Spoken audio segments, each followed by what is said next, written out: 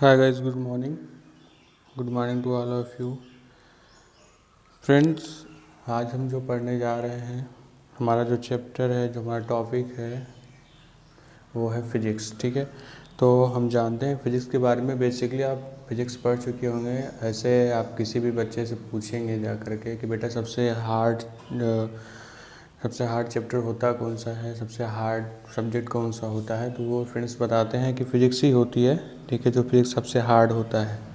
ठीक है, क्योंकि यहाँ पर चीज़ों को क्या होता है, नेचुरली समझना होता है। ठीक है, चीज़ें कैसे होती हैं, नेचुरली इनको समझना होता है। जैसे अगर आप नेचर के बारे में जानते हैं, अगर आपको नेचर के बारे में पता होगा तभी आप फिज़िक्स को पढ़ सकते हैं। तो फिजिक्स को पढ़ने के लिए बेसिकली हमको नेचर्स के बारे में जानना ज़रूरी होता है। अगर नेचर्स का हमें एक एक चीज़, एक एक कॉन्सेप्ट क्लियर होता है कि नेचर में हमारे आसपास चीज़ें हैं, हमारे पास हैं, उनको हम जानते हैं। कि जैसे हम यहाँ पर ये बोर्ड है, ये इंक है, हम इस पर लिख रहे हैं यहाँ पे। ठीक है, यहाँ पे राइट कर रहे हैं, कुछ राइट कर रहे हैं, तो ये चीज़ हमारा जो मार्कर है इस पर क्यों चल रहा है, बिकॉज यहाँ पे फ्रिक्शन लग रहा है। फ्रिक्शन लग रहा है तो ही हमारा चल रहा है। तो ऐसे ही इन चीज़ों को जानना बहुत ज़रूरी होता है। ठीक है, अपने आसपास की चीज़ों को जानना बेहद ज़रूरी, क्योंकि अगर इस पर फ्रिक्शन नहीं होता तो ये नहीं चल रहा है इस पर। ठीक है, ये जो हमारी इंक है इस पर नहीं चिपक पाती और ना ही हमको दिख पाता। ठीक है, तो हमें दिख रहा है, इसमें भी हमारा फिजिक्स लग रहा है। जैसे आप पढ़ते हो चैप्टर ह्यूमन आई में आपको बताया जाता है कि ये कलर आपको ब्लैक क्यों दिख रहा है, और भी कलर तो दिख सकता है लेकिन ये ब्लैक ही क्यों दिख रहा है। ठीक है, इसमें आपको पता चलता है। ठीक है, उसके बाद फिर आपका आता है इलेक्ट्रिसिटी। जैसे आपको पता है कि आपके घर में वायरिंग वगैरह हर चीज़ हुई रहती है। ठीक है, वहाँ से हमको ये पता चलता है कि कैसे हम इलेक्ट्रिसिटी को जनरेट करते हैं। ठीक है, बेसिकली इलेक्ट्रिसिटी को जनरेट करना ये भी पता है। अब आपको पता है आपके घर में इन्वर्टर लगा होता है। ठीक है, आपको पता है इन्वर्टर से क्या होता है, लाइट से ज़्यादा तेज़ इन्वर्टर काम करता है। ठीक है, क्यों काम करता है, क्योंकि इन्वर्टर आपका क्या होता है, डीसी करंट होता है। कौन सा, डीसी करंट होता है। ठीक, और अगर ये इन्वर्टर आपका डीसी करंट होता है, बट आपका जो वो आता है वो कौन सा होता है, एसी करंट होता है। ठीक है, और यहाँ पे जो लाइट आती है वो कौन सा होता है, एसी करंट होता है। तो आपको पता है एसी से ज़्यादा हार्ड कौन सा होता है, डीसी। आपको ये अगर आपको करंट मारता है, ठीक है, तब तो ठीक है, उतना नहीं लगता है, लेकिन अगर डीसी करंट आपको लगता है तो बहुत तेज़ी के साथ लगता है। ठीक है, अब ऐसा ही होता है यहाँ पर फिजिक्स के बारे में। तो आपने क्या बोलते हैं उसको, इलेक्ट्रिसिटी हो गई, चाहे आपके घर की इलेक्ट्रिसिटी हो गई, लाइट हो गई, कुछ भी हो गया। ठीक है, अगर उसको जानना है तो ये सारी चीज़ों को जानना बेहद ज़रूरी है।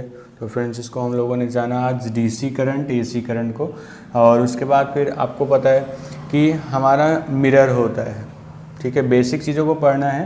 जैसे मिरर होता है, मिरर में क्या होता है, कभी कभी हम अपना क्या करते हैं, चेहरे को देख पाते हैं मिरर में। ठीक है, मिरर में चेहरे को देख पाते हैं, लेकिन कभी कभी क्या होता है, वही मिरर से हम क्या करते हैं, चीज़ों को रिफ्लेक्ट कर देते हैं। ठीक है, रिफ्लेक्शन हो जाता है। ठीक है, अब वैसे तो आप देखे ही होंगे, है ना, हॉलीवुड मूवीज़ में दिखाते ही हैं कि कोई चीज़ आती है, जैसे उनके पास गोली लगने वाली तो कुछ ना कुछ लगा देते हैं, तो वो क्या होता है, तुरंत रिवर्स हो जाती है। जब रिवर्स हो जाती है तो कहीं और चली जाती है, सामने वाले को लग जाती है।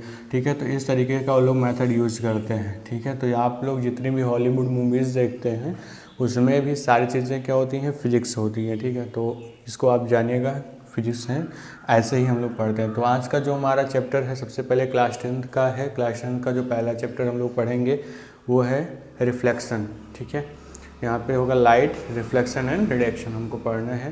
तो फ्रेंड्स, चलिए अभी हम स्टार्ट करते हैं अपना चैप्टर। ठीक है,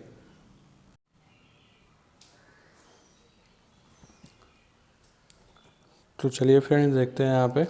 ठीक है, अभी तक आप हम लोग डिस्कस कर रहे थे हमारा जो पहला चैप्टर था क्लास 10th का। चैप्टर का नाम क्या है, यहाँ पे बताया गया लाइट, रिफ्लेक्शन एंड क्या है, रिडक्शन है। ठीक है, और रिफ्रैक्शन है। ठीक है, रिफ्लेक्शन एंड रिफ्रैक्शन।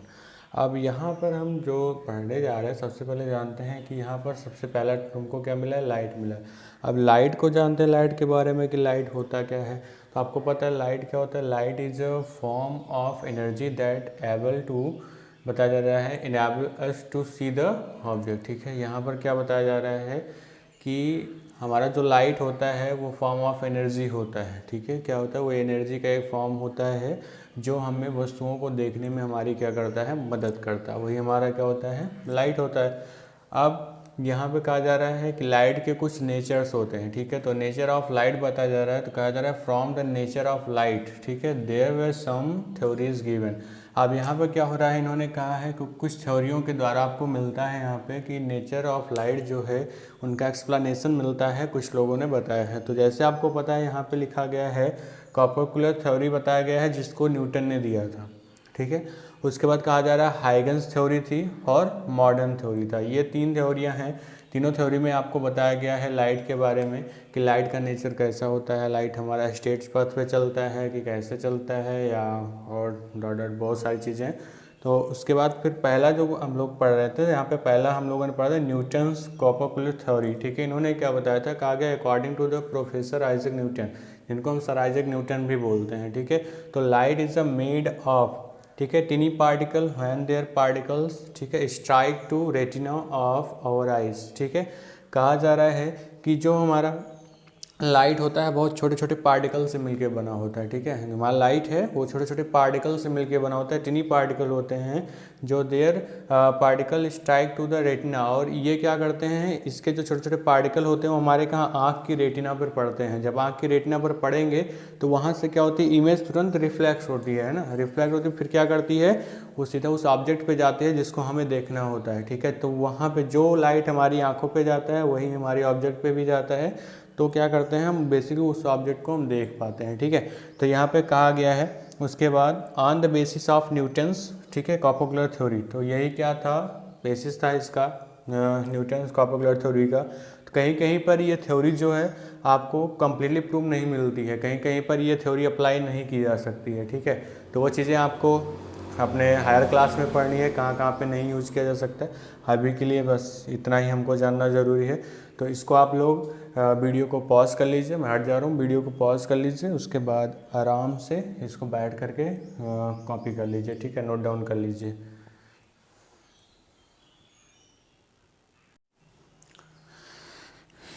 चलो बेटा इसके आगे देखते हैं। यहाँ पर हमारा नेक्स्ट है जो सेकंड वाला था, हम लोगों ने पढ़ा था हाइगन्स थ्योरी, ठीक है। यहाँ पे क्या पढ़ना था हमको, हाइगन्स थ्योरी पढ़ना था। बताया गया था कि according to Huygens light is made of wave. अब यहाँ पे आपको पता है हाइगन्स ने क्या बताया कि हमारी जो लाइट होती है, ठीक है, light is made up of wave, मतलब लाइट हमारी किससे बनी होती है, वेव से बनी होती है। बट कहा गया कि when this wave strike to, ठीक है, रेटिना ऑफ आवर आइज, ठीक है। यहाँ पर वहाँ पर क्या था कि जब उसके पार्टिकल, फर्स्ट वाले में जो न्यूटन ने बताया था, क्या बताया था कि जब पार्टिकल हमारी आंखों पे पड़ते हैं लाइट के, और फिर वही पार्टिकल कहाँ पड़ते हैं, ऑब्जेक्ट पे पड़ते हैं, तो हम लोगों को चीज़ें दिखाई देती हैं, ठीक है। बट यहाँ पे क्या कहा जा रहा है कि वेव, अब यहाँ पे बता रहे हैं कि जब वेव जो होती है हमारी रेटिना पर पड़ती है और वही वेव जाके जो हमारी ऑब्जेक्ट पे पड़ती है, तो क्या करते हैं, हम उसको देख पाते हैं, ठीक है। अब यहाँ पे कहा गया then can see the object, जिसको हम क्या करते हैं, ऑब्जेक्ट यानी वस्तुओं को देख सकते हैं। तो यहाँ पर थोड़ा सा समझने वाली बात ये है कि अब आप लोग सोच रहे होंगे कि वेव से कैसे हो सकता है, ठीक है। आपको पता है जो चीज़ आप खोजते रहते हो वही आपको देखना पड़ता है।